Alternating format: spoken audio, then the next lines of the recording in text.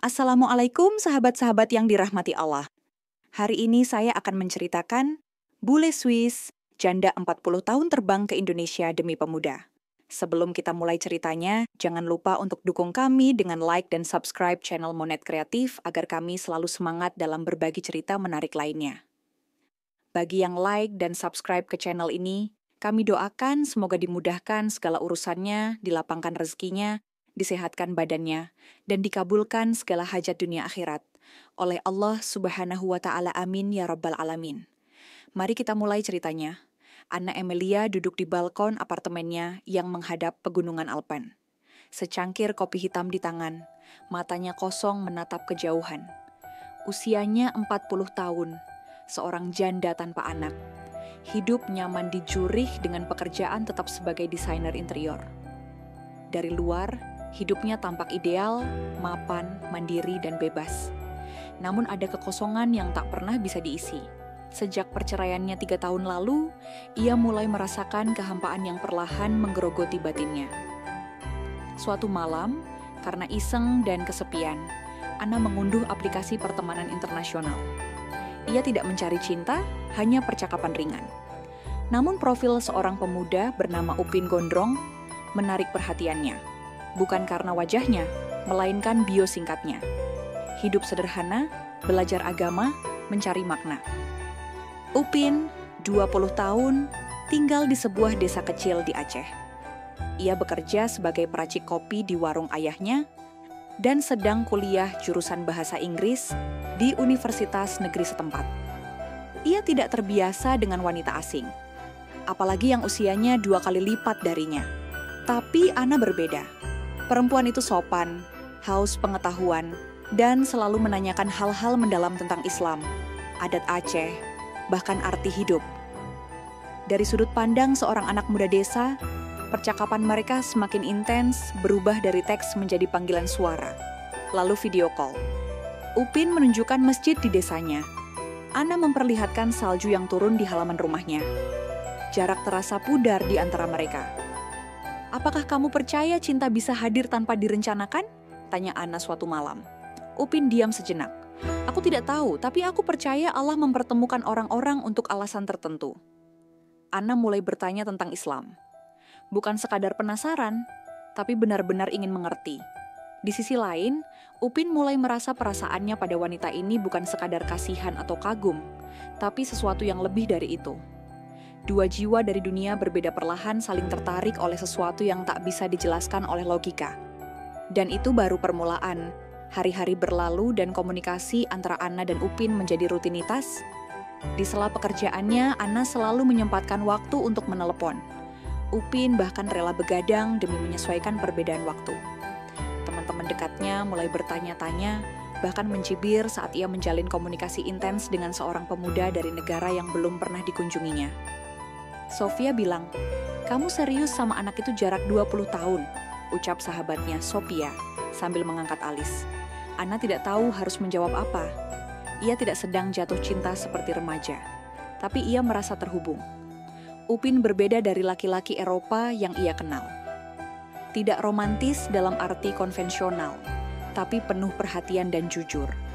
Ia tidak pernah mencoba menggoda atau memanfaatkan, justru selalu mendorong Anna berpikir lebih dalam, terutama tentang makna hidup dan kepercayaan. Suatu malam Anna bertanya, "Apa kamu akan tetap bicara denganku jika aku bukan non-muslim?" Upin menjawab lembut, "Aku bicara denganmu karena kamu manusia. Tapi jika kamu ingin mengenal Islam, aku senang membimbing semampuku." Itu menjadi titik balik. Anna mulai mencari tahu lebih banyak tentang Islam. Ia membeli buku, menonton ceramah daring, dan bahkan mengunjungi masjid di Zurich untuk bertemu imam. Semuanya dilakukannya diam-diam karena ia tahu keluarganya tidak akan mengerti. Sementara itu di Aceh, Upin dilanda kecemasan. Ia menyadari bahwa perasaannya pada Anna bukan lagi sekadar simpati.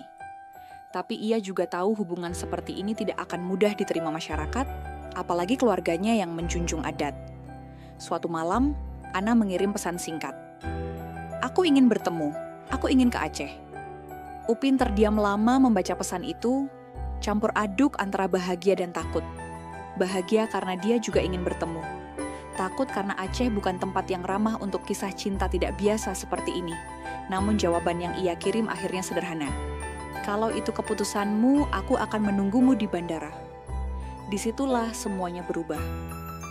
Ana mulai mengurus visa, membeli tiket, dan menyiapkan hati untuk perjalanan paling nekat dalam hidupnya.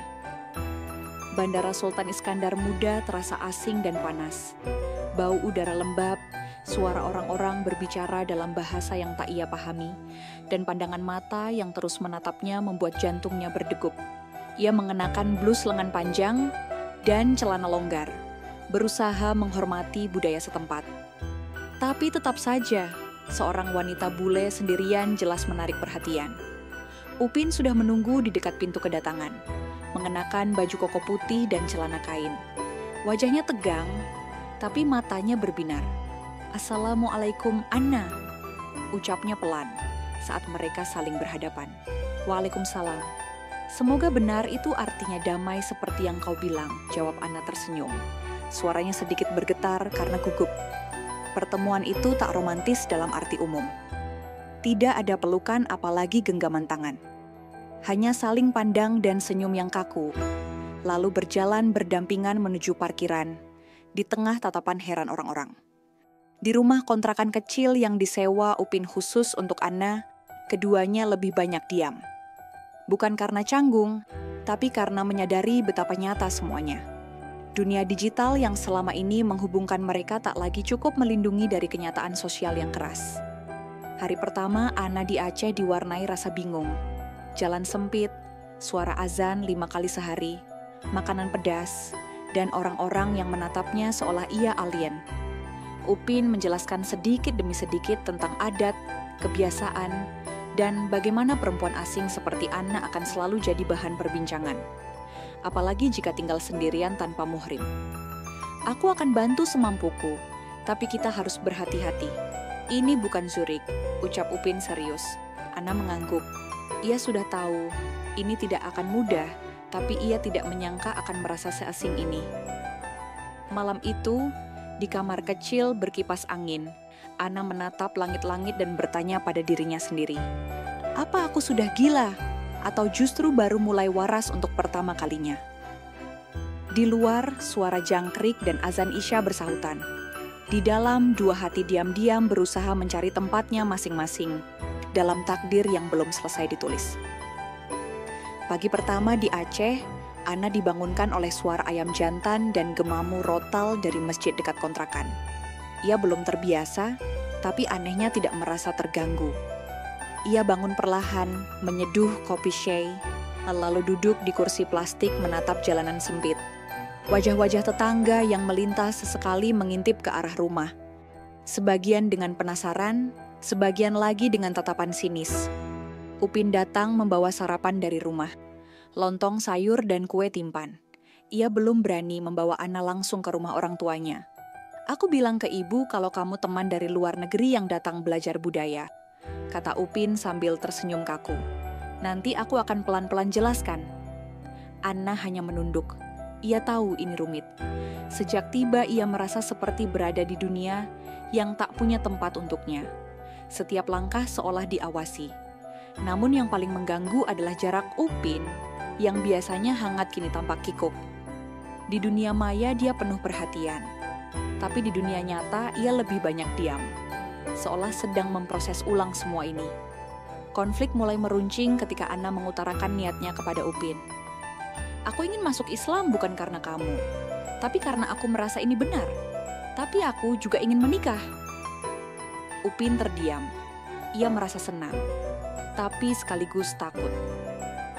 Bagaimana ia menjelaskan kepada orang tuanya bahwa ia ingin menikahi wanita asing yang 2 kali usianya? Apa kata tetangga? Apa kata tokoh desa? Di sisi lain, Anna mendapat email dari kakaknya di Swiss. "Kau sedang apa di negara itu, Anna? Jangan bilang kau ingin tinggal di sana. Ini gila." Anna merasa ditarik dari dua sisi. Dunia lamanya yang nyaman, familiar, tapi hampa. Dan dunia baru yang asing penuh batas, tapi justru membuatnya merasa hidup. Sementara itu, desas-desus di kampung mulai terdengar. Anak Pak Sugiono dekat sama bule tua. Mau dinikahinya, katanya gila kali. Rizin menunduk saat mendengarnya. Tapi malam itu ia mengirim pesan pada Anna. Aku akan bicara dengan orang tuaku. Apapun yang terjadi, aku tak mau kamu merasa sendiri di sini. Dan konflik sesungguhnya pun mulai. Sore itu, langit Aceh tampak berat. Awan mendung menggantung seolah menandai hari yang akan membawa perubahan. Upin duduk di ruang tamu rumahnya yang sederhana, diapit Pak Sugiono dan Bu Wagiam. Wajah keduanya tegang. Ibu lebih banyak diam, sedangkan ayahnya menatap tajam. Dia ingin masuk Islam, dia juga ingin menikah dengan saya, ujar Upin sambil menahan tatap mereka. Rizky, kau bahkan belum lulus kuliah. Ini bukan tentang dia, orang Swiss atau bukan. Ini tentang akal sehat, kata Pak Sugiono. Suaranya datar tapi dingin. Bu Wagiam menarik napas dalam. Apa dia sanggup menjadi mualaf? Bukan cuma karena kamu, Upin. Upin mengangguk. Dia belajar sendiri, tidak pernah saya suruh. Saya yakin dia tulus. Di sisi lain kota, Ana duduk di ruang kelas kecil milik Bu Umi, ustazah lokal, yang biasa membimbing mualaf. Wajahnya lelah tapi matanya bersinar. Sudah seminggu ia belajar syahadat, wudu, dan sholat. Bu Umi sabar membimbingnya. Kamu tidak harus tergesa-gesa. Islam bukan pintu darurat, ujar Bu Umi suatu hari. Ana hanya tersenyum. Saya tidak lari, saya justru datang hari Jumat. Di hadapan beberapa saksi, Ana mengucap 2 kalimat syahadat. Suaranya gugup, lidahnya terpatah-patah, tapi air matanya mengalir. Tak ada tepuk tangan, tak ada perayaan. Hanya Ana yang menangis, dan Upin yang berdiri diam di pojok, dada sesak oleh rasa yang sulit dijelaskan, haru, bahagia, sekaligus takut akan hari esok. Ketika berita itu sampai ke keluarga Upin, Pak Sugiono hanya mengangguk. Kalau dia sungguh-sungguh itu baik, tapi menikah tetap soal adat. Desa pun mulai riuh, ada yang mencibir, ada yang sinis, tapi ada juga yang diam-diam kagum. Seorang wanita Eropa masuk Islam, rela tinggal di desa kecil demi cinta bukan hal biasa. Namun bagi Ana dan Upin, jalan mereka baru saja dimulai. Keyakinan mereka diuji, apakah cinta mereka cukup kuat untuk melewati perbedaan, tekanan sosial, dan prasangka. Malam itu, di bawah langit yang kembali cerah, Upin duduk di depan rumah Ana. Ia menggenggam tasbih kecil dan berkata pelan, "Kalau kamu siap, kita akan menikah. Tapi mungkin bukan pernikahan yang mudah." Ana tersenyum. "Aku tak datang ke sini untuk yang mudah. Aku datang untuk yang benar." Dan badai pun bersiap menuju puncaknya. Pernikahan mereka digelar sederhana di rumah kontrakan. Hanya ada ustaz setempat, 2 saksi, beberapa tetangga penasaran, dan beberapa rekan kuliah Upin. Tak ada orang tua Upin. Bu Wagiam terlalu pilu untuk datang dan Pak Sugiono memilih diam. Ana mengenakan gamis putih polos dan kerudung sederhana. Wajahnya pucat tapi matanya tenang. Upin tampak gugup duduk di depan meja kecil beralas kain hijau. Ia menggenggam kertas akad nikah dengan tangan gemetar. Ketika ijab kabul diucapkan, suasana hening. Ustadz mengangguk, lalu berkata pelan, "Sah." Beberapa tetangga tersenyum kecil, sebagian berbisik. Tak ada ucapan selamat lantang, hanya keheningan yang canggung. Namun bagi Ana, itu momen paling jujur dalam hidupnya.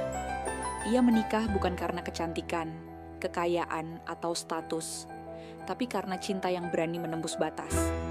Setelah akad, mereka duduk berdampingan di ruang tamu sempit. Upin ingin tersenyum, tapi matanya menyimpan beban. "Aku senang kamu jadi istriku, tapi maaf hari ini bukan hari yang penuh tawa."